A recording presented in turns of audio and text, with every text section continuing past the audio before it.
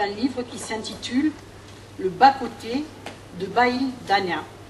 C'est une dame qui a écrit son premier livre.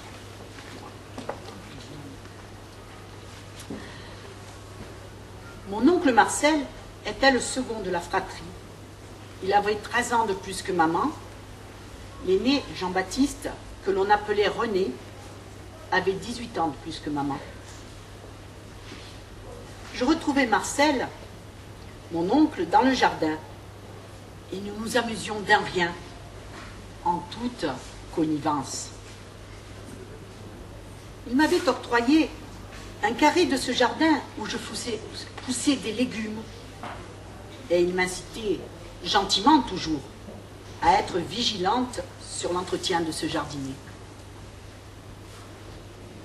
Toutes les fois où il m'amenait avec lui à la pêche, je finissais par emmêler la ligne en 3 dimensions. Il devait démêler, et il était obligé d'accrocher l'asticot à l'hameçon. Puis de décrocher le pauvre poisson que je pêchais, tant j'étais incapable de le faire moi-même.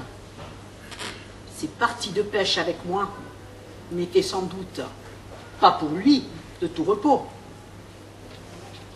C'est ainsi qu'un jour, je récupérai un goujon sauvé in extremis de la friture, dont oncle Marcel avait le secret.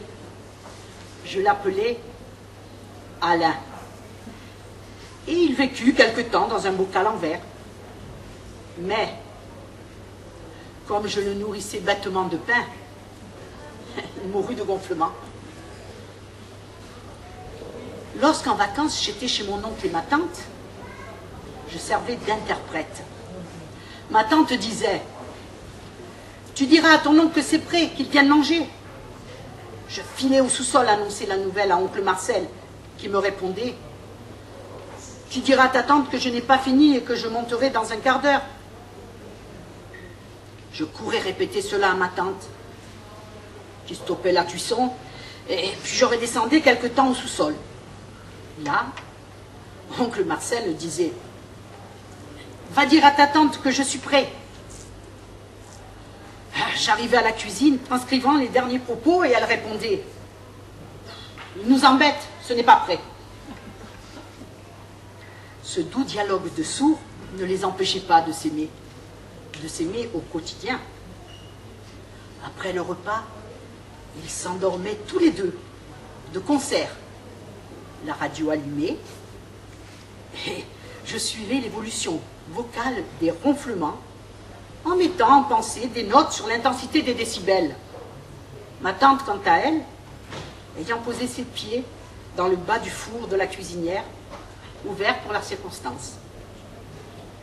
Cette vie chez eux avec mes cousins était totalement différente de ce que je vivais avec ma mère et ma grand-mère.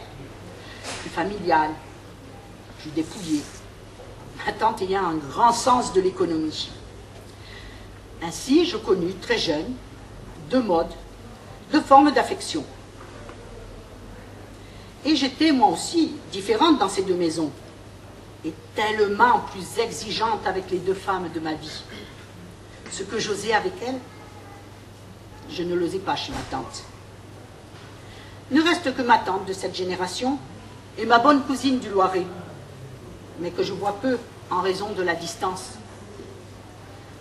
Reste que je suis là, seule, à écrire, seule.